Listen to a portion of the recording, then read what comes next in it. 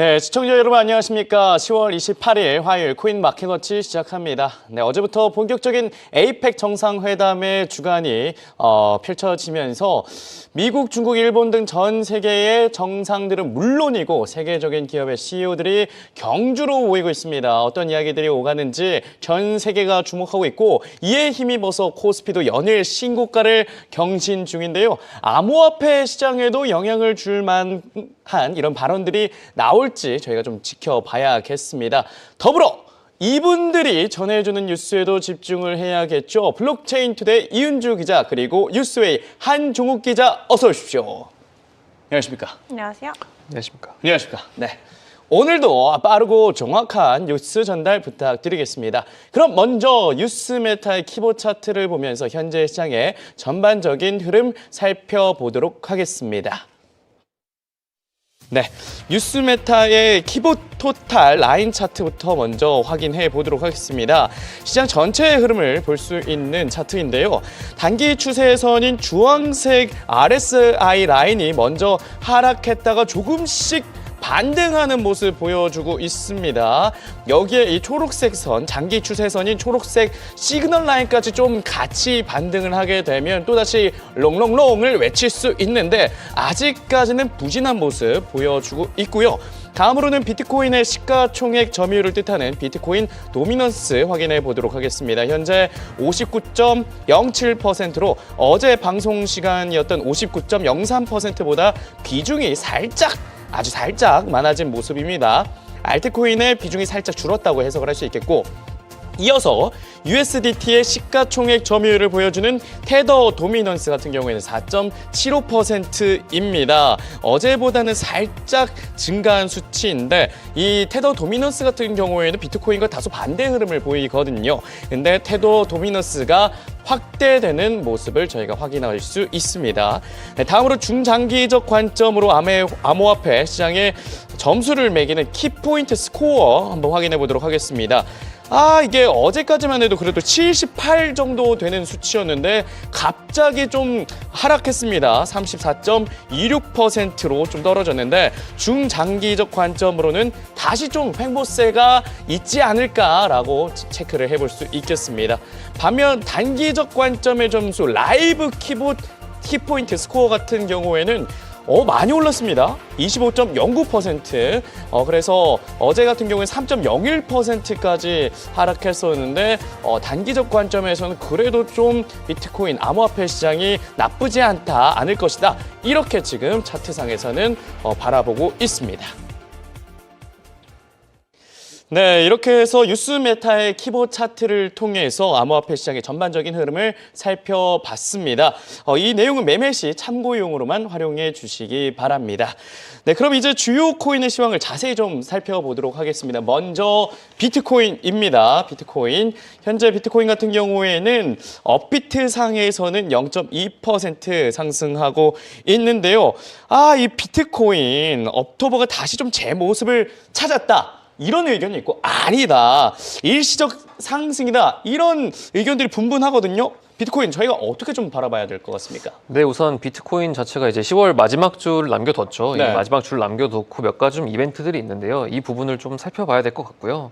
일단 이번 주 목요일 새벽 시간대로 이제 금리 인하, 연준의 금리 인하 발표가 나옵니다. 네, 이제 시장에서는 사실상 인하를 할 것이라고 100% 확신을 하고 있고요. 네. 이제 다만 0.25%, 그러니까 9월 달에 이제 0.25%를 인하를 했는데 네. 이때 이제 연내 추가로 1, 2회를 한다고 시사했잖아요. 네. 그 첫 번째가 이제 다가오는 것이고 사실 몇 퍼센트 포인트 인하하냐 이게 이제 몇 베이스 포인트죠. 네. 이거를 조금 궁금해하실 수 있는데 현재 이제 FOMC 위원 중 상당수가 이제 인플레이션이 연준의 목표치인 2%를 거의 이제 넘어섰다. 이미 넘어섰으니까 네. 또 이제 거기다 3분기에 그 강력한 그 성장세, 기업들의 성장세를 감안할 때 금리를 지나치게 인하하는 것에 대해서는 조금 신중해야 되라 입장인데 보시다시피 저번에 이제 마이런 이사로 추측되는 네. 그분이 점도표에 이제 낮게 한번 그렇죠. 깔아주셨잖아요. 혼자 이 존재감을 드러냈잖아요. 네. 엄청 밑에 찍어가지고. 그 엄청 밑에 네. 찍은 거는 아무래도 조금 어렵지 않을까. 그쵸. 이게 지금 시장 컨센서스로 보이고요. 네. 그리고 이번 FOMC에서 양적 긴축, QT 종료 이 기대감도 있지 않습니까? 네, 맞습니다. 네. QT가 종료하게 되면 사실상 이제 돈을 풀겠다는 신호죠. 그쵸. 근데 이제 다만 QT를 종료를 해도 이 부분이 이제 한 6개월, 최대 길 9개월까지는 걸릴 수 있다는 점을 감안하셔야 될 것 같긴 네. 합니다. 어쨌든 그래도 QT 종료된다 이러면 이제 연준에서 슬슬 돈을 풀겠구나 하면서 암호화폐 시장도 엄청 빵 뛸 수 있지 않겠습니까? 저희가 이 QT 종료를 조금 기대해 봐야 될 것 같긴 합니다. 네, 네. 그리고 또 이번 주 어떤 이슈들이 남아있죠? 네, 그러다 보니까 일단 QT 종료 이런 기대감도 있고 현재 이제 비트코인 ETF의 기관 매집이 지속되고 있어요. 네네. 네, 마이크로 스트래티지를 비롯해서 계속해서 기관들이 비트코인을 구매하는 움직임을 보이고 있고 네. 현재 이제 ETF 자체도 3분기에 순유입을 기록할 정도로 시장의 관심은 뜨거운 상황입니다. 네. 거기다가 현재 글로벌 유동성 환경도 매우 우호적인데요. 지금 M2 통화 공급량이 96조 달러를 돌파하면서 사상 네. 최고치입니다. 네, 이미 QT를 종료를 선언을 하지 않았는데도 거의 100조 달러 가까운 돈이 이제 M2로 M2 통화 공급량이 찍히면서 네. 지금 굉장히 지금 좋은 이슈들이 있지만 다만 이제 마지막 주인 만큼 억토버에서 과연 이런 효과들이 맞물리면서 시장에 그런 투심이 얼어붙은 거를 해소할 수 있을지는 조금 지켜봐야 될 것 같습니다. 네, 아직 QT 종료도 안 됐음에도 불구하고 이 시중에 현금들이 막 왔다 갔다 하는 건데 왜 이 암호화폐 시장에는 이렇게 많이 안 들어올까요? 이게 참 좀 아쉬운 점이긴 합니다. 그런데 이제 내년에 또 이제 연준 관련해서 의장 교체가 있지 않습니까? 근데 후임자가 좀 더 압축이 됐다고요? 네, 맞습니다. 네. 일단 스콧 베센트 지금 재무장관이 최근에 발표를 하나 했거든요. 그래서 내년에 이제 2월에 연방준비제도 의장이 바뀌는데 네. 이제 미국에서도 추수감사절이지 않습니까? 이 추수감사절이 미국에서는 어떻게 보면은 우리나라 추석만큼 되게 큰 명절인데 그쵸. 이때 좀 이제 빅 이벤트를 말한 거죠. 이제 베센트 장관은 현재 5명으로 압축을 했는데 이 인사들을 한번 보시겠습니다. 네. 일단은 첫 번째로는 크리스토퍼 월러 연준 이사가 있겠고요. 두 번째로는 워시 전 연준 이사가 또 케빈 후보에 워시. 케빈 워시 이사가 또 올랐습니다. 네. 그리고 이제 케빈 헤셋 백악관 현재 경제 고문이죠. 네. 트럼프 대통령의 측근이기도 한 케빈 헤셋 경제 고문도 올랐고 미셸 보우먼 부의장도 현재 이제 강력하게 현업에서는 좀 강력한 후보로 올라왔습니다. 네. 여기다가 또 블랙록의 임원인 릭 리더. 그러니까 영어 이름 되게 좋아요. 릭 리더라고 하면은 뭐 네. 한국 이름으로 치면은 뭐 유 대장 뭐 이런 이름인데. 네. 리더니까 네, 릭 리더 블랙록 임원. 벌써 이름에서부터 약간 나 연준 의장 할만한데 약간 이런 게 느껴지긴 하네요. 네, 그래서 이 5명으로 지금 압축이 됐고요. 어허. 연말까지는 이제 스콧 베센트 장관이 결정을 내릴 거라고 해요. 네. 그러다 보니까 사실상 공개 오디션인 거죠. 네, 이제 프로듀스 101인데 네. 뭐 오늘 밤 주인공은 나야, 나야 나야, 나. 뭐 이런 상황이죠. 이 5분이 그쵸. 다섯 분이 네. 경쟁을 하게 되는데 여기서 사실상 정해지게 될 겁니다. 그래서 네. 이제 또 한 분으로는 이제 저희가 점도표에서 강력하게 3%를 인하했다고 주장한 마이런 씨가 또 일각에선 주장이 되고 있어요. 아, 정말요? 네, 그건 정말 일각이다. 네, 정말 일각인데 네. 이게 또 차기 연준 의장이 2월 달에 이제 시작이 되는데 네. 14년 임기에 연방준비제도 이사회의 이사로 먼저 임명될 가능성이 큽니다. 네. 근데 그때 임기가 완료된 사람이 현재 자리를 메꾸고 있는 미런 이사입니다. 어허. 네. 근데 다만 지금 백악관 경제자문위원회에서 지금 무급으로 대신 무급 휴직 중인데 네. 현재 이제 그러니까 기본 임기가 2028년 초까지지만 임기가 만료됨에 따라서 연준을 떠날지 말지는 좀 미정이에요. 네. 만약에 그가 그래서 연준에 남는다면은 연준의 이제 그 금리 결정 기구인 아까 FOMC 이쪽에서 현재 신임 의장과 경쟁자가 될 수 있는 상황입니다. 네. 이렇게 해서 연준 의장의 후보자들이 좀 압축이 됐다 이렇게 말씀해 주셨는데 누가 되느냐에 따라서 이 통화 정책이 또 바뀔 수 있기 때문에 계속해서 저희가 지켜봐야 될 것 같습니다. 다음으로는 또 이 비트코인 ETF 관련해서 최근 좀 원활한 유입세가 있다고 지금 분석이 되고 있다고요? 네, 지금 3분기 전체로 시장으로 봤을 때도 네. 비트코인 ETF가 굉장히 순유입세가 강했다 이렇게 볼 수 있겠는데 지난주 현물 ETF에서 네. 9억 3천억 100만 달러 수준의 ETF가 순유입이 됐습니다. 이더리움도 1.69억 달러 정도로 굉장히 지금 유출이 됐는데 네. 반면에 비트코인은 좀 강세고 솔라나와 리플도 꾸준히 적은 금액이지만 꾸준히 ETF가 들어오면서 네. 어쨌든 이더리움을 제외한 나머지 ETF가 좀 강세를 보이는 것이 가장 긍정적인 것이 아닐까 지금 보고 있습니다. 네. 네, 이렇게 해서 좀 이더리움 빼고 비트코인과 솔라나 리플한테는 순유입이 있다 이렇게 이야기를 말씀해 주셨는데 그런데 변동성이 좀 근데 상승을 했다 이런 움직임도 포착이 됐다면서요? 네, 맞습니다. 네. 일단은 3월 달부터 9월 달까지 현재 기관 투자자들의 매집으로 이런 변동성이 조금 축소되고 있었는데 네.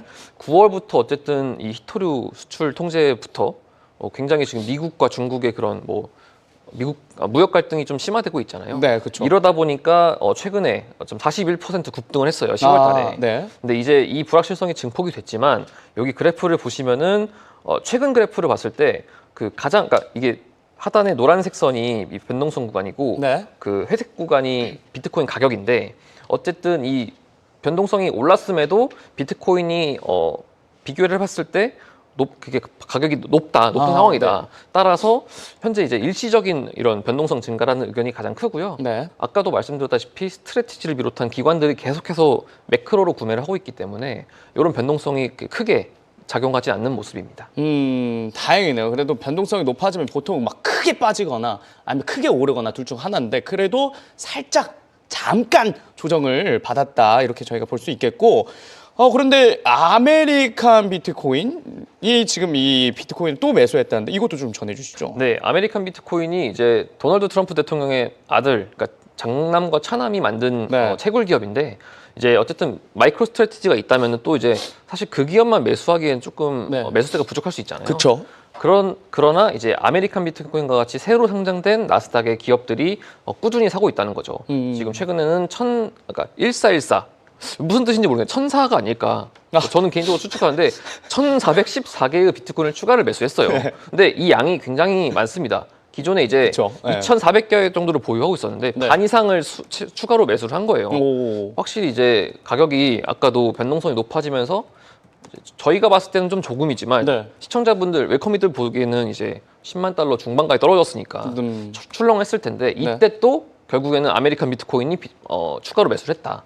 그러니까 좀 확신을 가지셔도 되지 않을까 이렇게 조금 생각을 해봅니다. 그렇죠. 이분들이 또 사업가이시고 하니까 절대 손해볼 장사를 하지 않을 거란 말이죠. 그래서 이번에 두 분이 이렇게 비트코인을 추가 매수했다는 건 정말 긍정적인 것 같습니다. 그리고 또 좀 더 이 암호화폐 시장의 긍정적인 소식은 금이 막 떨어지고 있다고요. 네, 가격이. 맞습니다. 네. 일단 미국과 중국의 무역 갈등이 좀 진정세를 이어졌잖아요. 말레이시아에서 회동을 하면서 네. 몇 가지 이제 핵심 항목에 대해서 좀 양국에서 이제 좀 고위급 회담이 진행되다 보니까 이런 부분이 좀 금값의 상승을 멈췄어요. 네. 어쨌든 금값도 오를 대로 올랐고 현재 이제 금이 사실 가장 투자하기 좋은 게 이게 사이드 브레이크처럼 상승과 하락의 폭이 없지 않습니까? 네네. 그런 부분 때문에 조금 금이 좋았던 건데 네. 이제 저희 방송에서도 말했듯이 금이 또 최근에 또 발굴이 새로 발견됐고 금광이 네. 뭐 그런 이슈도 있어다 보니까 또 비트코인에 대한 가격으로 다시 좀 몰리지 않을까 또 이런 부분이 좀 기대감을 받고 있는 것 같습니다. 네. 금에 있던 이 자금들이 좀 빨리 빠져가지고 이 암호화폐 시장에 들어왔으면 좋겠다는 생각을 드리는데 이은주 기자, 저는 100만 달러 간다 비트코인이 이런 말씀을 저번에 해주신 적 있잖아요. 그래서 이걸 사놓고 그냥 동면에 들어갈까 이런 생각까지 했거든요. 이 비트코인 어떻게 100만 달러까지 갈 수 있습니까? 일단은 메타 차트와 알파 차트부터 살펴주시죠. 네, 일단 메타 차트에서 보여지는 시그널부터 포착을 해보고 네. 온체인 지표와 다른 전문가들의 차트 관점 공유를 드려야 될 것 같습니다. 네. 자, 일단 메타 차트에서 보여지는 비트코인의 모습은 나쁘지는 않은 것 같죠. 키볼라인 위에서 캔들 형성이 되면서 일단 일시적인 지지가 나와 줄지에 대한 여부를 체크를 해보는 게 좋겠고요. 다만 최근에 캔들상에서는 네. 이 셀 매도에 대한 시그널이 떴기 때문에 이 키볼 라인의 저항선으로 작용될 경우에는 추가 하락에 대한 가능성을 열어둬야 되고요. 다만 RSI 지표상에서는 매수에 대한 시그널이 뜨고 있다는 거 서로 상반된 모습이지만 매도와 매수의 시그널이 동시에 출현이 되고 있어서 이 키볼 라인을 중심으로 비트코인이 11만 4천 달러 선에서의 지지가 나오는지를 체크해 보시는 게 좋겠습니다. 네. 또 AI 예측 차트인 알파 차트를 통해서 체크를 해보시면 동일하게 RSI 쪽에서는 바이, 매수에 대한 시그널이 있지만 이 상단 차트에서는 매도에 대한 셀 포지션이 현재 구축이 되고 있는 상황이라서 지금 이 11만 4천 달러와 5천 달러 사이의 저항 구간을 지지로 바꿔주는지에 대한 여부가 가장 중요할 것으로 보여집니다. 네, 이렇게 해서 메타 차트와 알파 차트를 확인해 주셨는데요. 단기적으로는 좀 셀 시그널이 나타났다 이렇게 살펴주셨습니다. 다음으로 온체인 데이터 상에서는 거래 흐름 어떻습니까? 네, 앞에 성 기자님도 조금 언급을 주셨던 부분이어서 네. 좀 겹치는 부분들도 있지만 다시 한번 하나하나 좀 설명을 드려보도록 하겠습니다. 네. 온체인 데이터는 말 그대로 지금 누가 비트코인을 사고 있고 누가 모으고 있는지 이 지표를 보는 게 바로 온체인 지표거든요. 가장 중요하게 봐야 되는 게 기관 쪽에서의 자금 유입이 되겠죠. 네. 대표적으로 현물 ETF 쪽에 대한 흐름을 우리가 파악을 해봐야 되는데 지난 3거래일 동안 일단 매수세로 들어오고 있기는 합니다. 다행이네요. 네, 다만 네. 보시는 것처럼 이 캔들 3개, 마지막에 있는 캔들 3개가 지금 매수긴 하지만 조금 미미한 수준의 그치고 있는 상황이어서 강력한 매수보다는 잘못 보면 이게 매도인지 매수인지 잘 안 보일 정도로 좀 헷갈리죠. 밑으로 꺾인 것 같은데요? 네. 매수입니다. 매수요? 네, 매수입니다. 그래서 최근 네. 3거래일 연속으로 기관 쪽에서는 매수 이 흐름을 보여주고 있고 원화 기준으로는 2천억 원 정도 간밤에도 기관들이 추가적으로 담아주는 흐름이 있었습니다. 네. 일단 강한 매수는 아니지만 기관 쪽에서 3거래일 연속의 매집 흐름을 보여주고 있다는 건 전반적으로 시장의 투자 심리에는 긍정적으로 작용이 될 수가 있겠고요. 그리고 앞에서도 잠깐 다뤄봤지만 이 아메리칸 비트코인에서 비트코인을 대규모로 매집해준 부분이 사실 시장에는 큰 힘이 될 수밖에 없습니다. 사실 마이클 세일러의 셀러도 중요하지만 그렇죠. 에릭 트럼프를 못 이기죠. 그렇죠. 이분이 움직이면 황제의 아들인데 황제의 아들인데 뭐 마이클 세일러보단 더 이분이 더 이게 움직임이 크죠. 그렇습니다. 네. 그래서 아메리칸 비트코인을 나스닥에 상장시켰을 때도 그때 이 종목이 한 5거래일인가 정지가 됐었거든요. 단기간에 막 너무 많이 주식의 주가가 폭등해가지고 이 거래 중지 종목으로 좀 지정이 될 만큼 주식 측면에서도 상당한 변동성을 불러일으켰었는데 그때 보유하고 있었던 비트코인의 물량만큼 최근에 대규모로 매집을 했습니다. 아하. 한 번에 1,400개 정도의 비트코인을 매입을 해주면서 이제 해당 회사가 보유하고 있는 비트코인은 3,800개를 돌파하게 됐고요.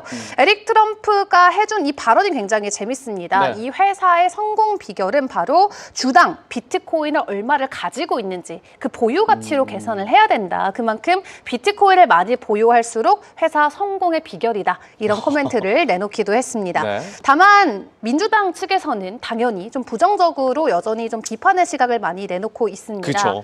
트럼프 대통령이 말 그대로 이 대통령직을 가지고 개인 부의 축적 수단으로 활용하고 있다라고 지정의 말을 계속해서 내밀고 있는데 뭐 그럼에도 불구하고 간밤에 대규모로 비트코인을 회사 차원에서 매집을 해준 것을 놓고 봤을 때 뭐 정치적인 비판과는 상관없이 그냥 비트코인 장기 축적 전략을 계속해서 펼치고 있다라는 것을 체크를 해볼 수가 있었습니다.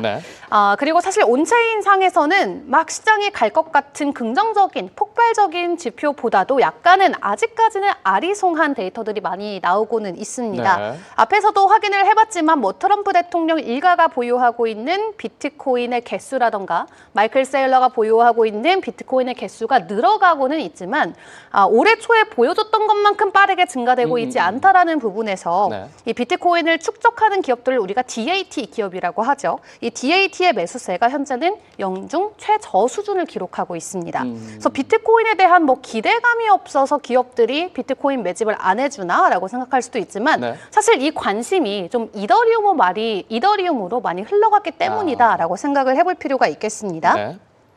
지금 차트에서 보여지는 게 진한 파란색이 비트코인 DAT 기업의 물량이고요. 네. 라이트 블루, 좀 연한 파란색이 이더리움을 보유하는 기업들의 DAT 물량입니다. 네. 그래서 9월까지는 8월 그래도 중순까지는 좀 강하게 비트코인을 대량 매집해주는 기업들이 많았지만 네. 8월 이후부터는 확실히 연한 하늘색의 비중이 훨씬 더 크죠. 한마디로 이더리움을 대량으로 매집하는 기업들의 물량들이 늘어나면서 시장 안에서 자본이 들어오면 그게 비트코인이 아니라 이더리움을 축적하는 그런 네. 분위기로 많이 흘러가고 있구나라는 것을 느껴볼 수가 있겠고요. 네. 한마디로 DAT의 매수세가 연중 최저치를 기록했다라는 건 신중한 분위기가 조금 이어지고 있고 결론적으로는 추가적인 거래량 감소까지도 나올 수 있다라는 부분으로 연결해서 생각을 해볼 필요가 있겠습니다. 암호화폐 시장을 좀 장기적으로 생각을 해봤을 때 막 오를 때는 엄청 그냥 오르면서 와 이거 지금 사야 되는 거 아니야? 이러면 시즌이 꼭 종료돼 있고 그러다가 이제 조금 이거 뭐지? 이제 좀 그냥 딴 거 사야 돼. 코스피 네. 막 올라가고 나스닥 올라가고 딴 거 사야 되는 거 아닌가? 할 때 빠지고 나면 꼭 올라와 있더라고요. 맞습니다. 이게 사실 참, 예. 연소 대비로 봤을 때 미국 주식, 국내 주식 투자하신 분들이 코인 투자자분들보다 더 많이 벌긴 했어요. 그쵸? 올해 수익률이 현재 그렇습니다. 네. 다만 우리는 가치 투자로 길게 보는 사람들의 놀이터기 때문에 이제 그런 관점에서는 네. 일단 결론적으로 최종 승자가 누가 될 것인지는 조금 더 두고 봐야겠지만 말씀 주신 대로 네. 이 수익률과 변동성 측면을 놓고 봤을 때 이제는 누가 주식이고 누가 코인인지 모를 만큼 굉장히 안정화돼 있는 시장이다라는 평가도 가능할 것 같습니다. 네. 그만큼 이제는 기업과 기관 넘어서는 국가 단위의 투자가 들어오는 시장이기 때문에 예전만큼 뭐 눈 뜨고 일어났는데 비트코인이 50% 오르고 이제 이런 시장은 없거든요. 네. 근데 그때 써야 테슬라는 되는데. 눈 뜨고 일어나면 5% 10%막 가잖아요. 그쵸? 네. 근데 그런 거를 비교를 해봤을 네. 때 시가총액이 더 크지만 더 많이 움직일 수 있는 건 오히려 비트코인이 아니라 M7 같은 기업들일 수도 있다라는 걸 우리가 조금 상기시켜볼 필요는 있겠습니다. 원래는 그 비트코인 암호화폐 시장 자체가 위험 자산인데 그쵸. 누가 위험 자산인지 이제는 경계선이 없는 것 같아요. 경계선이 없는. 네.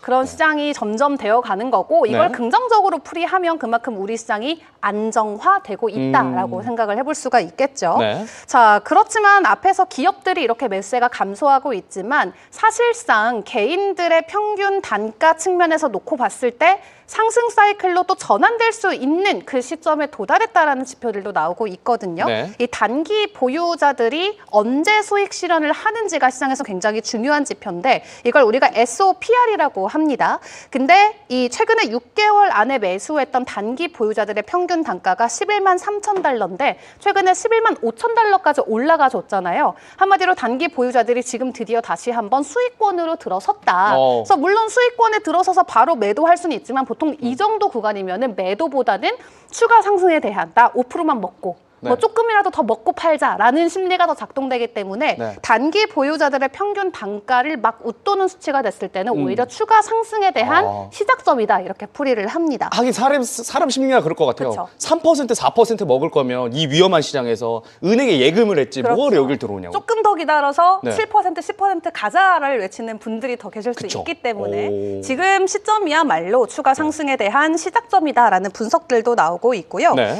지금 10월 8일 이후로 이 단기 보유자들의 점수가 최고치까지 올라가 있는데 한마디로 수익권에 복귀가 된 만큼 지금이야말로 변동성이 조금 더 커질 수 있는 시장에 들어가고 있다 생각을 해보시면 되겠습니다. 네. 그리고 앵커님께서 초반에 말씀 주신 그 100만 달러를 전망했던 전문가의 전망치 제가 다시 한번 들고 진짜요? 왔습니다. 네. 이 플랜B 전문가 여전히 비트코인 100만 달러를 외치고 있기는 하고요. 이것은 모두 이 비트코인의 실현 가치를 기반으로 계산해서 네. 이 지금 전망치를 예측을 하고 있는 겁니다. 말씀드린 대로 최근에 6개월 안으로 단기적으로 보유하고 있는 보유자들의 평균 단가가 11만 3천 달러인데 현재 그 가격을 웃돌고 있고 2년 이상 보유하고 있는 좀 중기 투자자들의 평균 단가가 9만 5천 달러니까 여기는 확실히 웃돌고 있고 전체 실현가를 놓고 봤을 때 평균적으로 5만 5천 달러 정도가 비트코인의 평균 매입가라고 합니다. 네. 그렇기 때문에 뭐 최근에 들어오신 분들께서는 5만 5천 달러란 숫자를 난 본 적도 없다라고 하실 수도 있지만 그쵸, 네. 불과 몇 달 전만 해도 그 가격대였거든요. 그쵸, 그쵸. 네, 지난 10월부터 해서 쭉 비트코인 가격이 올랐기 때문에 전반적으로 시장에서 웬만한 사람들이 다 수익권에 들어와 있는 시장이어서 추가 상승에 대한 기대감이 크다라는 거고, 지금 플랜 B 전문가가 여전히 예측하고 있는 비트코인의 평균 가격대는 25만 달러에서 100만 달러 부근입니다. 그래서 우리가 지금 15만 달러 돌파를 할지 말지 그 기대감, 그리고 연말까지 월간의 20만 달러에 대한 가격 제시를 굉장히 많이 하고 있는 상황인데, 네. 평균 가격대 비트코인 25만 달러에서 100만 달러일 것이다라고 이야기를 하고 있고요. 앞에서 확인을 해봤었던 뭐 온체인 복구의 움직임도 있고, 또 거시적인 그런 경제 개선 움직임, 그리고 기술적으로 차트적인 분석도 충분히 회복을 가리키고 있기 때문에 네. 추가 상승에 대한 가능성을 키울 수 있겠다는 겁니다. 그렇다면 조금 더 차트적인 관점에서 설명을 드려보자면, 지금 비트코인이 캔들 자체는 이 단기 이평을 회복을 해준 상황입니다. 그렇기 때문에 추가적으로 중기 지지선까지 올라갈 수 있는지에 대한 여부를 봐야 되고, 네. 거래량이 다만 지금 옛날만큼 막 많이 붙어주고 있는 상황은 아니어서 오히려 변동성이 더 크게 나와서 하락 패턴으로 또 반전될 수 있는 가능성도 있다라고 하거든요. 네. 그래서 지금 구간에서는 우리가 11만 5천 달러까지 올라가 줄 수 있는지 그 부분을 체크를 하는 게 가장 중요하겠습니다. 지금 네. 비트코인 11만 4천 달러에 거래되고 있는데, 만약 여기 지지 라인을 계속 유지해주지 못한다면 다시 한번 10만 달러 초반대까지 내려갈 수가 있겠고요. 네. 이 11월 달에 전망을 놓고 봤을 때는 일단 11만 8천 달러까지도 상승에 대한 가능성은 열려 있는데, 10월보다는 지난 11월에 10번의 11월을 계산을 해봤을 때 비트코인이 하락 마감을 했던 월봉이 훨씬 더 많았습니다. 그래서 네. 11월은 좀 변동성이 나올 수는 있겠습니다만, 10월에 업토버를 우리가 강하게 누려주지 못했던 만큼 그 상승에 대한 랠리가 11월로 조금 딜레이가 돼서 11월에 추가 상승이 나와줄 수 있기를 함께 기다려보도록 하겠습니다. 네. 이렇게 해서 비트코인 전망까지 저희가 살펴봤고요. 다음은 이더리움 확인해 보도록 하겠습니다. 이더리움 관련해서는 어떤 이슈가 있었을까요? 일단 이더리움 관련해서는 긍정 이슈와 부정 이슈가 모두 공존하고 있는데요. 네. 일단 첫 번째로는 JP모건, 그러니까 미국의 은행인 JP모건이 3년 만에 이더리움 담보대출을 재추진한다는 소식입니다. 어허. 네, 일단은 3년 전에는 이게 내부에서도 조금 반대 의견이 있었어요. 네. 이제 뭐 될 것이다, 안 될 것이다, 뭐 그 당시에는 당국의 사실 스탠스도 명확하지 않았고, 네. 그러다 보니까 좀 내부 반발이 있었는데, 이번에는 사실상 이제 이더리움이 어쨌든 기관 투자로 진입하면서 제도권을 오르니까 이거를 담보로 해서 대출을 허용할 계획이라고 합니다. 어쨌든 이 담보 대출을 한다는 거는 사실 미국 시장이 MBS나 이런 부분이 굉장히 활발하기 때문에 네. 사실 개인의 레저에 뭐 이더리움도 많을 것이고, 이러다 보니까 조금 더 이더리움 자체가 조금 더 쓰임새가 있을 거라는 것이 지금 전문가들 분석입니다. 이게 좀 긍정적으로 볼 수 있는 게 JP모건의 CEO 제이미 다이먼이 비트코인은 쓰레기다라고 이렇게 이야기를 한 적이 있잖아요. 네. 그럼에도 이제 JP모건 자체에서 이걸 담보로 쓸 수 있다는 거는 좀 더 이걸 자산으로 인정해주겠다. 이런 흐름인 것 같은데, 근데 또 비트코인, 이더리움 관련해서 좀 긍정적인 이슈가 더 있다고요? 네, 말씀하신 것처럼 네. 잠깐 말씀드리고 하면은 네. JP모건에서도 그랬는데 저희 이제 세계 최대 자산 운용사인 블랙록에서 네. CEO 레리 핑크도 네. 같은 말을 했거든요. 예전에. 네, 예전에 했죠. 아하. 하지만 모두 돌아서고 있습니다. 어허. 모두 돌아서고 있는 상황에서 네. 어쨌든 일단 기관의 투자는 막을 수 없는 게 지금 확정적인 것 같고요. 음흠. 최근에 또 유안타증권이 리포트를 하나 발간을 했는데 네. 현재 지금 이더리움 디파이 시장의 지배력이 더욱 커지고 있다는 모습입니다. 일단 이 이더리움이 차세대 레이어 2 인프라를 채택을 하면서 네. 거기다가 이제 자체 업그레이드인 덴쿤 업그레이드까지 진행을 했어요. 네. 이게 이제 쉽게 말하면은 현재 이제 블록체인의 가스 수수료가 이더리움 기준으로는 한 10,000원에서 20,000원까지는 왔다 갔다 합니다. 네. 한 번 전송할 때 조금 세죠. 이제 그러다 보니까 이거를 조금 낮추는 업그레이드를 지속적으로 하고 있었는데 네. 이게 이제 구조적인 하락을 유발시키면서 단순하게 이제 뭐 그 스마트 컨트랙트 수행 기반의 인프라 서비스 제공자 역할이 아니게 되고 오히려 수수료가 낮아지니까 이 탈중앙화 금융 생태계가 더 확산이 된 거예요. 네. 그러다 보니까 현재 이제 그 중에서 이 디파이 시장의 1위가 이더리움이다 이거죠. 네, 그래서 그 계속 말씀드렸다시피 스테이킹 있지 않습니까? 그렇죠. 이게 사실 예대 마진으로 봐야 되는데 이 고정적으로 나오는 수익도 있고, 또 아까 말했던 그 JP모건이나 이런 데서 대출 사업을 진행하고 또 탈중앙화 금융으로 이제 대출을 받을 수 있거든요. 네. 네, 대출을 받다 보니까 현재 이제 이 디파이 생태계가 커지면은 자연스럽게 이더리움 생태계가 커질 수 있다. 이런 보고서가 나왔습니다. 네. 탈중앙화가 더 되고 있는 이더리움인데, 근데 이더리움 레이어 2 창업자가 이더리움에 대해서 좀 회의론을 드러냈다고요? 네, 그렇습니다. 네. 일단은 이 레이어 2 프로젝트의 이름은 폴리곤인데요. 네. 지금 폴리곤 가격이 사실 폴리곤 자체가 이더리움의 보안성을 강화하기 위한 프로젝트거든요. 네. 근데 이게 초창기 나왔을 때만 해도 시가총액에서 한 20위권에서 놀고 있었어요. 네. 꽤 높은 코인이었는데 이게 점점 갈수록 시가총액이 떨어지더니 지금은 한 50위권 언저리에서 놀고 있습니다. 네, 그러다 보니까 이 창업자가 뿔이 날 수밖에 없죠. 그렇죠. 샌딤 나이럴 창립자가 최근에 이제 이더리움 커뮤니티 폐쇄성과 그 폴리건을 인정하지 않는다. 이런 식으로 지금 좀 항의성 멘트를 했어요. 저번 주에도 말씀드렸다시피 비탈릭 부테린이 조금 소수의 엘리트 집단을 통해서 현재 이더리움 생태계를 굴리고 있다. 이런 비판이 몇몇 개발자들이 있었는데 네. 여기서 조금 더 의견을 더하면서 우리 폴리곤 무시하지 말라 이러니까 이제 비탈릭 부테린이 급해가지고 갑자기 또 이제 SN을 한 거죠. 우리 폴리곤 절대 무시하지 않았고 너희 소중한 프로젝트야. 네. 이런 식으로 조금 진화를 하고 있는 상황입니다. 그런데 이 폴리곤에 이어서 또 이 솔라나 창업자가 이더리움을 비판을 했다고 하는데. 네, 맞습니다. 네, 저희 이제 솔라나를 사랑하시는 이수연 기자님이 좀 솔수연 기자님. 네, 네. 주목해야 할 이슈 같은데요. 지금 이제 네. 아나톨리 야코벤코 이 솔라나 창업자도 네. 이 이더리움 레이어 2가 레이어 1의 보안성을 상속받는 주장은 엉터리다. 엉터리다. 네, 그러니까 결국 말해서는 우리 솔라나가 더 낫지 않을까? 사실 솔라나도 네트워킹 이제 끊김 이슈가 몇 번 있었거든요. 네. 네, 이거는 단순히 이제 솔라나가 더 낫다는 좀 그 창업자의 주장인 걸로 보이고 네. 어쨌든 좀 이런 의견도 있다. 이 정도로 지금 봐야 될 것 같습니다. 최준 기자님이 이제 두 개의 태양이 이더리움과 솔라나라고 하셨는데 이런 경쟁 흐름이 실제로도 포착이 돼서 좀 재미있었습니다. 자, 그런데 이더리움 현재 메타 차트와 알파 차트에서는 어떤 시그널을 보여주고 있습니까?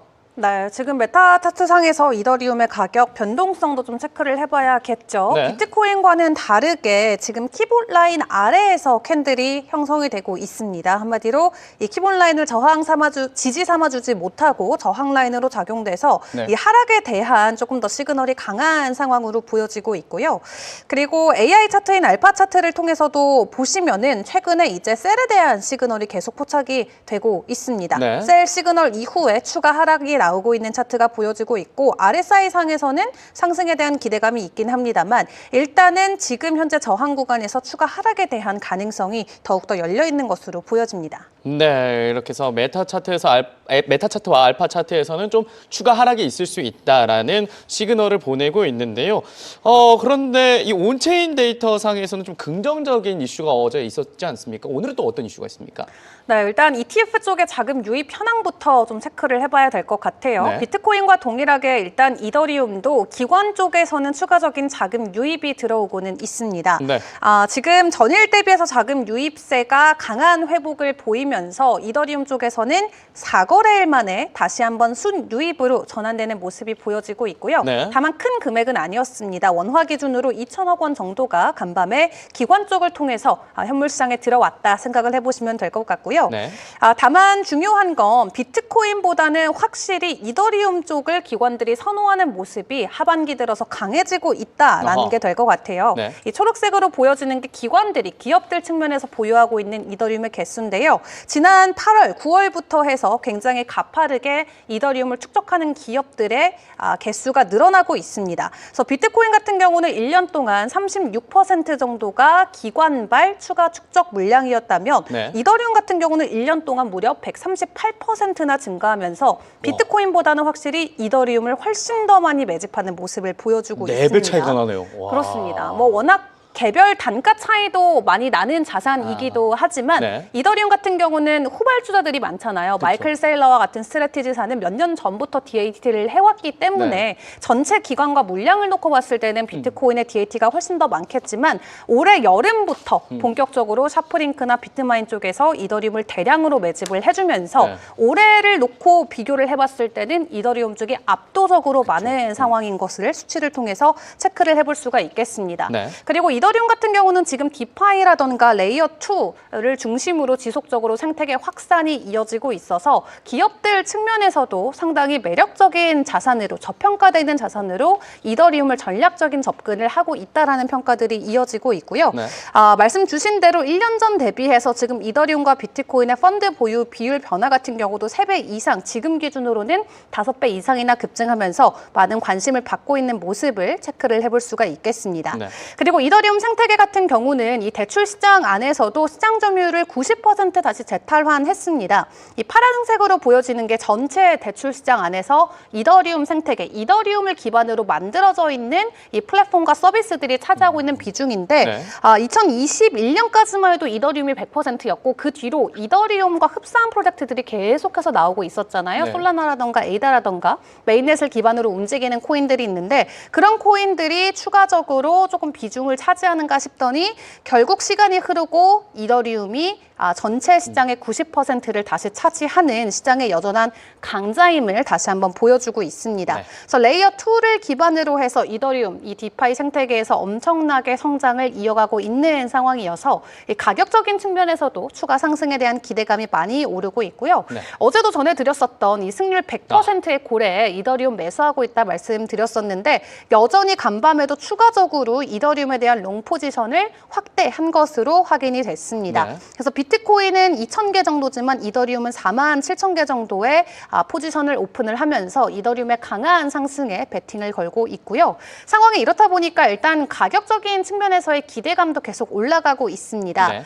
지금 이더리움 같은 경우도 이 박스권 돌파 임박을 정말 코앞에 두고 있는 상황이어서 저항선인 4,100달러 선을 확실하게 돌파해 주는지에 대한 여부를 체크를 해보는 게 중요할 것 같고요. 네. 만약 돌파하게 된다면 추가적인 상승에 대한 기대감 일단 5,000달러까지 열려 있습니다. 5,500달러까지 추가적으로 새로운 파동을 그리면서 올라갈 가능성이 있다라고 하니까 지지선만 붕괴되지 않는다면 4,900달러 이후에 5,000달러까지의 가격 상승 가능성도 열어두고 함께 지켜보시면 좋겠습니다. 네, 전반적으로 이 온체인 데이터 상에서는 긍정적인 흐름이 이더리움에서 포착되고 있는데 특히 지금 시청자분들도 그렇지만 저도 가장 눈에 띄는 건 이 승배고 씨, 승률 100% 고래님이 지금 계속해서 이더리움과 비트코인 롱 포지션 확대하고 있다. 이번에도 승률 100%를 지킬 수 있을지 저희가 같이 확인해 보면 좋을 것 같고요. 그 다음은 리플 확인해 보도록 하겠습니다. 리플 같은 경우는 또 오르나 싶더니 또 리또속인가? 또 이렇게 또 이 횡보세를 보이고 있습니다. 리플 어떤 이슈가 있었을까요? 네, 일단 좀 심심한 소식들도 있지만 네. 이게 좀 기반으로 깔려서 앞으로 좋은 소식이 될 수 있다는 소식을 몇 개 가져왔습니다. 오, 네. 네. 일단 첫 번째로는 현재 리플이 트럼프의 눈에 들기 위해서, 트럼프 대통령의 눈에 들기 위해서 애를 쓰고 있다. 아하. 이런 소식인데요. 네. 도널드 트럼프 미국 대통령이 새로 지시한 백악관 연회장 신축에 이제 리플이 기부를 한 겁니다. 네. 이 기부 행렬에는 테더, 코인베이스, 제미니 이렇게 여러 이제 암호화폐 기업들이 기부를 했는데요. 네. 제가 최근에 쇼츠를 보다 보니까 갑자기 또 요새 세상이 정말 좋아진 게 미국 그 백악관, 그러니까 이제 말이 좀 꼬이는데 네네. 버락 오바마 대통령의 영부인이었던 미셸 오바마 그 이제 영부인을 인터뷰했던 영상을 봤어요. 네. 근데 이제 그 자리에서 이제 오바마 영부인이 말하기를 그 오바마 대통령의 그런 활동을 제외하고 가족들의 비용은 다 그 그러니까 사비로 지출해야 한다 하더라고요. 네. 그래서 되게 힘들었다 이렇게 좀 해고를 했었는데 네. 갑자기 그 생각이 나면서 트럼프 대통령은 부자잖아요. 그렇죠. 부자인데도 이 신축 연회장을 리플에서 해줘, 네. 뭐 테더에서 다 해줘. 그러니까 네. 나 신축 연회장이 필요한데 리플아 어떻게 생각해? 이렇게 하면 이제 바로 그렇죠. 드리겠습니다 이렇게 하겠죠. 그리고 트럼프 대통령은 또 이거 말 받으면 또 뭘 또 줘요. 좋아해요. 네. 되게 좋아해요. 받는 거 되게 좋아하고 주는 것도 되게 좋아해요. 그러니까요. 그러다 보니까 오호. 조금 이제 이런 일이 몇 번 있으면은 네. 아무래도 현재 리플 자체도 미국 내에서 굉장히 중요한 그 보이스를 맡고 있는데 네. 계속해서 그 행정부와의 그런 움직임을 맞추는 거죠. 네. 그러면 좀 이 트럼프 대통령한테 뭘 줬으니까 이제 리플도 좀 뭘 받을 때가 됐다. 이걸 좀 기대를 해볼 만도 한데 XRP, 리플 이 ETF도 연일 좀 순항 중이라면서요? 네, 맞습니다. 네. 현재 렉스쉐어즈에 따르면 렉스 오스프리 XRP 상장지수 펀드가 이 운용자산 AUM이 1억 달러를 돌파를 했습니다. 네. 현재 이제 그 그러니까 CME 그룹, 그러니까 시카고에서 상품 거래소를 운영하는 CME 그룹도 굉장히 지금 이 XRP 에 눈을 뜨고 있는데요. 네. 기관 시장의 진출을 강화하고 있고 현재 이제 옵션 거래까지 출시를 했습니다. 네. 근데 이제 회사의 XRP 선물은 출시 5개월 동안 거의 56만 건 이상의 거래가 계약이 되면서 네. 명목 거래액도 약 270억 달러, 그러니까 한화로 38조 7천억 원 가까이 된다고 하니까 네. 기관에 대한 투자는 여전히 뜨거운 것 같아요. SEC에서 허용만 해주면은, 그래서 셧다운만 풀리면은 그쵸. 바로 쏘지 않을까. 아, 도대체 이 뭐 이런 셧다운은 언제 풀릴지 제가 좀 아쉬움이 많이 큰데 어쨌든 셧다운이 풀리면 이 리플로 들어올 수 있는 규모의 자산이 많다. 네, 맞습니다. 네, 이렇게 볼 수 있겠습니다. 그리고 리플 같은 경우에는 또 본격적으로 전통 자산과 가상 자산을 연계시키려는 이런 움직임도 있었다면서요? 네, 그렇습니다. 네. 일단 리플이 3개 정도의 그 기업을 쇼핑을 했어요, 최근에. 네. 근데 그 중에 하나인 이제 프라임 브로커 서비스를 제공하는 히든로드를 네. 리플 프라임으로 바꿨습니다, 이름을. 오, 리플 프라임이요? 네, 뭐 이제 프라임이라고 하면은 보통 이제 기관을 하거나 네. 뭐 조금 더 큰 손들을 위해서 하는 서비스인데 네. 코인베이스 프라임도 그렇고 일단은 리플 프라임으로 정식 명칭을 지으면서 일단은 기관에 대한 투자를 더 열겠다. SEC 허락만 해줘라. 기다리고 있습니다. 약간 이런 거죠. 진짜 SEC가 지금 이 리플의 모든 호재들 다 막고 있는 기분이에요. 그래서 빨리 SEC가 셧다운이 풀려서 일을 빨리 제대로 원활하게 해주었으면 좋겠다는 생각입니다. 자, 이은주 기자, 유스메타 차트를 통해서 리플의 현황 또 어떻게 포착되고 있습니까? 또 셀이 많나요? 네, 리플 같은 경우는 셀에 대한 시그널이 있었지만 지금은 다시 매수의 시그널로 바뀐 상황입니다. 네. 그래서 비트코인과 이더리움과는 다르게 조금 더 긍정적인 모습이 현재 메타 차트를 통해서 포착이 되고 있고요. 네. 오늘 오후 5시 정도를 기준으로 매수에 대한 시그널이 떠준 이후에 유일하게 키보드 라인을 확실하게 웃돌면서 지지선을 새로 삼으려는 모습을 보여주고 있습니다. 네. 또 여기에 RSI 라인 조차도 긍정적인 상승에 대한 시그널이 보여지고 있어서 추가 상승에 대한 가능성을 열어두고 지켜봐야 될 것 같고요. 네. 그리고 알파 차트 같은 경우에서의 움직임을 함께 보면은 알파 차트는 가장 최근에 나왔었던 게 셀에 대한 시그널이고 그 뒤로 지금 매수에 대한 포지션이 나오지는 않았거든요. 다만 RSI가 여전히 과매도 구간에 위치해 있어서 상승에 대한 상방은 열려 있다라는 가능성을 놓고 봤을 때 앞에서 확인해봤었던 비트코인이나 이더리움 대비해서는 조금 더 강력한 상승에 대한 차트가 그려지고 있다라고 생각을 해볼 수가 있겠습니다. 네, 다른 코인과 다르게 바이 의견이 좀 많이 나온 이 리플인데 오예 314명분 300분 돌파했습니다. 시청자 지금 PD님이 계속 300 언제 넘냐 했는데 넘었네요. 자, 리플로 다시 돌아와서 온체인 데이터 상에서는 리플의 거래 흐름 어떻습니까?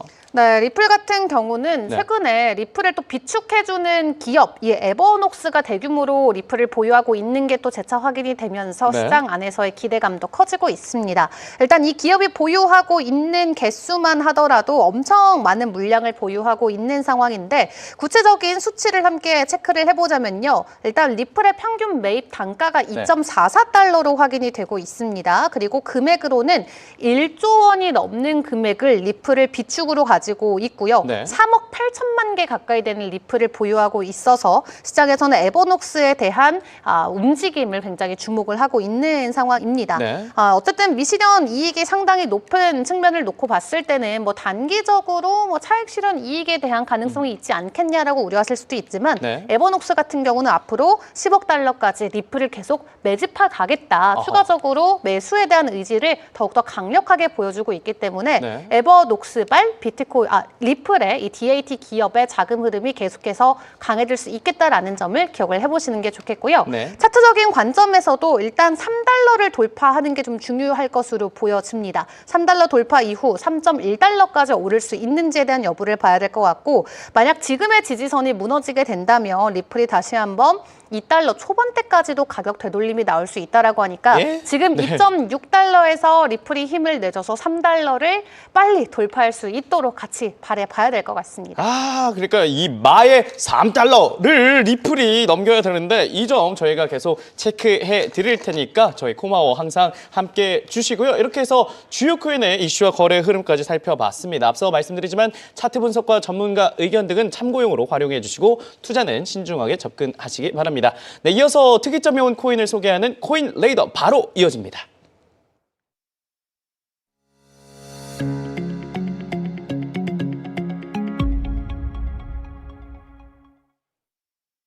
네, 코인레이더 첫 번째 코인은요, 화성 갈 거니까 도지코인입니다. 도지코인 같은 경우에는, 화성 가기에는 멀었어요. 이렇게 지금 이 장이 좋은데 계속 횡보하는 모습인데, 도지코인 어떤 이슈가 있었습니까? 네, 일단 아쉽게도 화성 말고 유럽으로 잠시 무대를 옮긴 것 같아요. 네. 도지코인의 재단 산하인 하우스 오브 도지가 네. 최근에 이탈리아 3부 리그 프로축구 구단인 US 트리에스티나 칼초 1918, 이름도 정말 기대요. 네. 여기에 최대 주주로 등극을 했습니다. 갑자기 네. 축구요? 네. 원래 이제 암호화폐 기업들이 최근에 이제 네. 성장을 하면서 그러니까 스포츠, 특히 e스포츠나 네. 축구 같은 거에 많이 투자를 하고 있는데, 제가 최근에 강남의 나이키 매장을 가니까 뭐 토트넘이었나요? 이쪽에 크라켄 거래소 또 로고가 있더라고요. 네. 뭐 그렇기도 하고, 뭐 이탈리아 그 세리 A에서도 뭐 바이낸스라든지 이런, 그러니까 후원들이 굉장히 많았었는데, 네. 이번에 이제 하우스 오브 도지가 처음으로 이 유럽에서 상업화 법인이 구단의 지분을 보유한 첫 사례라고 합니다. 네. 네, 이를 통해서 이제 그러니까 도지코인 자체가 사실 밈코인에서 발행하다 보니까 이 문화적 커뮤니티에 굉장히 민감하지 않습니까? 네. 근데 이런 커뮤니티에 민감했는데, 다시 한번 이제 실물 구단을 최대 주주로 등극하면서 네. 디지털 팬 경험 혁신을 추진하고, 또 이제 실물과 연계를 하면서 이 도지코인의 생태계나 상업적 문화적인 영역으로 확장하겠다, 뭐 이런 비전을 발표한 것 같아요. 네. 이것뿐만 아니라 또 최근에는 팔콘엑스 같이 또 실물 결제 기업과 또 연계를 하면서 네. 적극적으로 양쪽 영역에서 추진하고 있습니다. 네, 뭔가 사실 쓰임새가 없었던 도지코인인데 점점 쓰임새를 넓혀가려는 그런 모습을 보여주고 있습니다. 이은주 기자, 이 도지코인의 차트 현황 어떻습니까? 네, 도지 같은 경우는 일단 좀 메타 차트에서는 추가 매도에 대한 좀 가능성이 큰 것 같습니다. 네. 네, 가장 최근에 셀에 대한 시그널이 포착이 됐고요. 네. 키볼 라인 아래에서 캔들이 마치 저항 라인처럼 돌파를 해주지 못한 채 이 네. 저항선을 삼아서 추가 하락에 대한 가능성을 키워주고 있는 상황이고요. 다만 RSI 지표를 보시면 과매도 구간에 들어가 있기 때문에 추가 상승에 대한 가능성을 열어둘 수는 있겠습니다. 네. 함께 알파 차트를 보시게 되면은 동일하게 매도에 대한 시그널이 가장 최근에 나왔었던 시그널이고, 그 뒤로는 가격 하락이 나와주고 있어서 단기적인 하락 변동성에는 좀 유의를 해보시는 게 좋겠습니다. 네. 그리고 지난주 목요일에 도지코인 현황을 살피면서 고래가 대량으로 좀 매집하고 있다, 이런 움직임 포착해 주셨는데, 아직도 그런 상황입니까? 도지코인의 온체인 데이터 어떻습니까? 네, 지금 도지코인 같은 경우는 오히려 최근에 고래들이 대규모로 매도한 게 또 체크가 됐습니다. 네. 지난 일주일 동안 5억 개 정도의 도지코인을 고래 측에서 매도한 정황이 온체인 데이터를 통해서 체크가 됐는데요. 네. 다만 매도한 고래들도 있지만 반대로 또 매수를 해주고 있는 고래들도 여전히 존재하기 때문에 네. 뭐 창과 방패의 싸움처럼 지금 서로 주거니 받거니 하고 있습니다. 반대쪽에서는 약 2억 개에서 20억 개 정도 도지코인을 매수하는 흐름도 동시에 포착이 되고 있어서 시장 안에서 이 세력들의 재배치가 현재 이어지고 있는 상황이다 생각을 해보시면 될 것 같고요. 네. 가격 같은 경우는 뭐 그래도 연초 대비해서는 40% 정도의 상승을 여전히 유지를 해주고 있습니다만, 굉장히 중요한 지지 라인인 0.2달러를 언제까지 유지해 주는지 그 여부가 가장 중요할 것으로 보여지고요. 네. 이 돌파 관전 포인트는 0.218달러를 돌파를 해준 다음에 거래량 이 동반과 함께 0.5달러까지 한 번에 올라가 주는 것입니다. 그래서 단기적으로 0.5달러까지 거의 100% 가까운 반등이 나와줄 수 있을지는 지켜봐야겠습니다만, 네. 고래들의 이 자리 재배치가 이어지고 있다라는 측면에서 조만간 엄청난 변동성이 나올 수 있겠다라는 부분은 함께 주의 깊게 살펴보시면 좋겠습니다. 네, 과연 고래들은 어떤 흐름으로 이제 움직임을 확실히 명확하게 할지 저희가 도지코인 확인을 해봐야 될 것 같고요. 마지막으로 웜홀이라는 코인 살펴보도록 하겠습니다.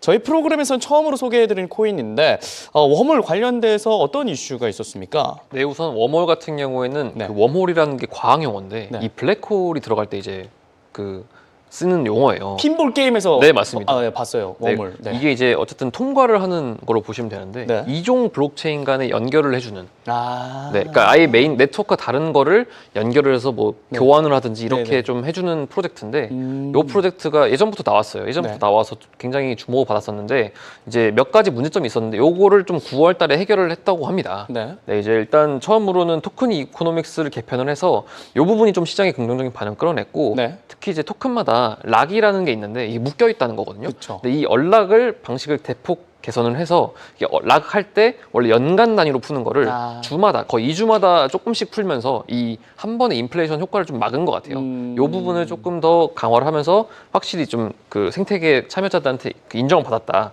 이렇게 좀 보시면 될 것 같습니다. 네. 이렇게 해서 뭐 언락을 좀 나눠서 하면 어쨌든 대규모 물량이 나오지 않아서 좀 가격적인 측면에서도 긍정적인데 뭐 준비금 조성도 나섰다면서요? 네, 맞습니다. 일단은 프로젝트들이 자체적으로 이 쓰이는 거를 모으는 네. 모음을 통해서 그 자산 가치를 유지를 하거든요. 네. 요거를 좀 준비금 조성이라고 하는데 이걸 좀 포함하면서 이 수수료나 생태계 수익 등을 발생하는 것들을 모두 다 다시 그 금고로 환수를 하겠다는 거죠. 네, 이렇게 하면서 조금 가치를 끌어올리는 방안을 찾고 있다고 보시면 될 것 같습니다. 네, 웜월 긍정적인 이슈가 많은데 차트는 어떻습니까? 또 셀이 많은가요? 바이가 좀 많은가요? 네, 지금 차트 관점에서는 네. 메타 차트에서는 셀에 대한 시그널을 보내주고는 있습니다. 아하. 하락에 대한 가능성이 열려 있는 것으로 보여지고요. 네. 키볼 라인 아래에서 캔들이 저항을 맞으면서 추가 상승 돌파 여부를 만들어내주지 못하고 있는 가운데 네. AI로 예측해보는 알파 차트를 통해서 보더라도 여전히 가장 최근에 나왔었던 이 셀의 시그널과 함께 고점을 계속 낮춰주는 차트가 그려지고 있습니다. 네. 이렇게 해서 메타 차트와 알파 차트에서는 막 그렇게 긍정적인 흐름이 포착되지는 않는데 온체인 데이터 상에서는 좀 흐름 어떻습니까? 네, 일단 웜홀 같은 경우는 솔라나 생태계를 기반으로 함께 움직이고 있는데 네. 솔라나 생태계 안에서 개발 활동량을 놓고 봤을 때는 탑 10의 이름을 올릴 만큼 네. 열일을 하고 있는 프로젝트다라는 것을 오. 체크를 해볼 수가 있습니다. 네. 그래서 지금 웜홀 같은 경우는 이제 2위에 최근에 이름을 올릴 만큼 거래량 측면에서 특히 개발자 활동 측면에서는 엄청난 활동량을 보여주고 있고요. 탑10 중 2위예요? 그렇습니다. 와, 솔라나 기반에 네. 최근 수치로는 그렇고 또 언제 바뀔지 모르지만 네. 지금 현재 상황에서는 그렇고요. 다만 하락 추세가 최근에 좀 돌파될 것처럼 보여지고 있어서 이게 지지로 전환되는지에 대한 여부가 중요하다라고 하거든요. 네. 0.1달러를 돌파해내면서 단기 상승을 확정지었었는데 오늘 또 추가적으로 좀 주가 약세가 나오면서 0.1달러를 다시 재돌파해둘지에 대한 여부를 지켜보시는 게 좋을 것 같습니다. 네, 이렇게 해서 오늘 이은주 기자, 한종욱 기자가 준비한 소식 모두 전해드렸습니다. 암호화폐 시장의 흐름을 파악하는 데 도움이 되었길 바라면서 저희는 내일 저녁 6시에 다시 인사드리겠습니다. 오늘도 함께해 주신 웰커미 여러분 고맙습니다.